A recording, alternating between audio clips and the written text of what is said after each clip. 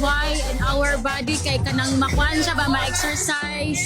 Magpaka-healthy, magpaka-active this 2026.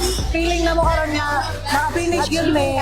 Oh, Achieving kayo nga Fulfilling. 5 kilometer lang siya. kaya nakaya din na mo. Actually, Sa para po sa akong kagalingon no, sa self-improvement tapos sa akong health.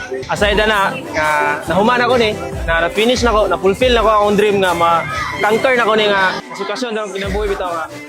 Feel ako, dili na ako kaya pero kaya de. Wala imposible.